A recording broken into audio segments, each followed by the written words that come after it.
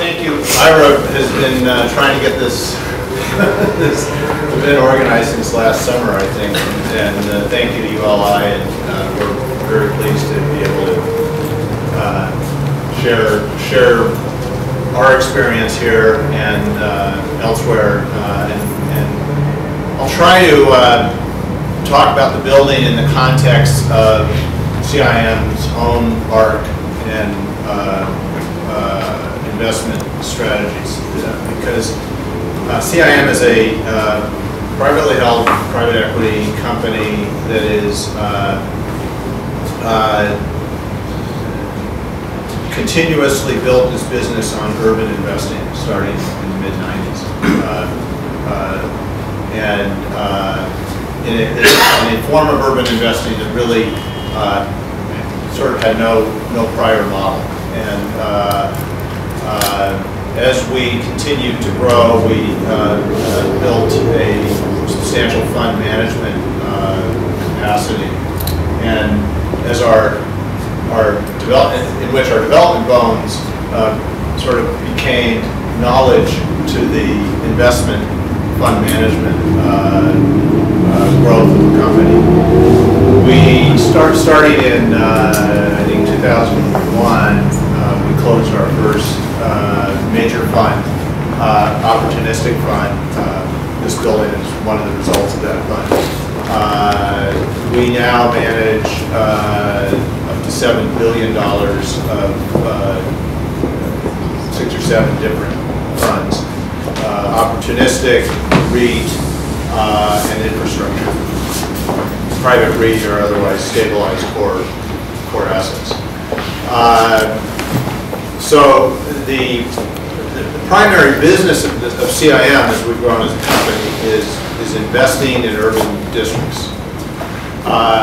From the beginning, consistent with our original projects, we've always looked to investment in districts where there's a multiplicity of uses, where there is a strong culture of 24/7 that is either historic or evolving. Not a lot of places have it historically, but in areas where you have tourism, where you have entertainment, where you have hotels, where you have workforce and residential and high density, you have a very healthy market to invest in, as opposed to a standalone isolated product. And that's been our underlying thesis from the beginning, and it continues to be the thesis of how we invest and continue our acquisitions and partnering with developers in Los Angeles, in the Bay Area, Sacramento, Manhattan, a little bit in Texas, and Miami Beach, and a few other areas I may have missed. So then, how did we get to here? In 1998, we made our first acquisition in Hollywood on the heels of some very important transactions. The Trizicon had closed on Hollywood Highland. Bonds were sold. It was going to happen. They had done a tremendous job of promoting Hollywood and getting retailers to even look at Hollywood for the first time in 20, 30 years. MTA was building and spending billions of dollars along with the city in improving Hollywood and connecting Hollywood out the valley and into the middle of the city. A business improvement district had been formed and was starting to show real leadership. So you begin to see the pillars, and underlying it is a building mix that is phenomenal, that has all this potential for either new construction, rehabilitation, to pick up and manage at different stages of each building's life cycle. That's the kind of thing we've always done and always looked for.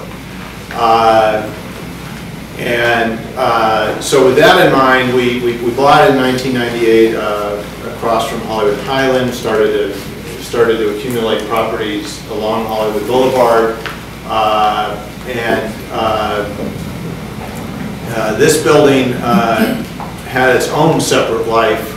It sort of was going the opposite direction. It was built in 1963. It was a very prominent, new, modern building, prominent across for Los Angeles. It was a high-rise. It was a curtain wall building. It, on a small site, tried to emulate Seagram's Plaza. It was at Sunset and Vine, across from Warwick's Music City and the NBC studios, and it was, when you look at it from today's perspective, it was the wrong building to have ever built in Hollywood. But at the time, it became the sign of modern revitalization in Hollywood. It was occupied. It's only a 4,800-foot floor plate, so imagine the office layout and occupancy was a lot of small, prominent media attorneys, tenants, companies, and it's probably held that for quite a while. Casey Kasem was located here and did his broadcasts from here. But over the years it deteriorated. The last ownership prior to us had been in constant dispute with the city over fire life safety issues, sprinklers, exiting, in dispute with DWP over issues in the electrical room, and basically it was a Class C building. It had, I don't know what the it wasn't fully occupied, but it had a number of small tenants for whom this worked. A surge in the DWP vault shut down all the power in Hollywood and started a fire in the electrical room in this building. The building had to be evacuated, and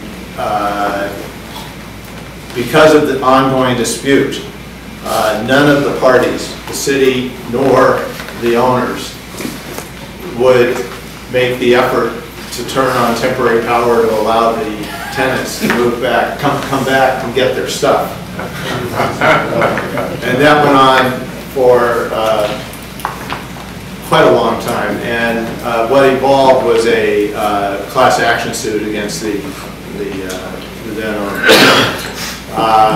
They happened to have one of the guy who's done quite well in organizing malicious lawsuits, who happened to be a tenant in the building. So the owners, it became apparent that it was for sale. We were able to acquire it. We got it under contract in, I think, 2002. There was a dispute when the owners tried to back out and go to a higher price, and then everything went into bankruptcy.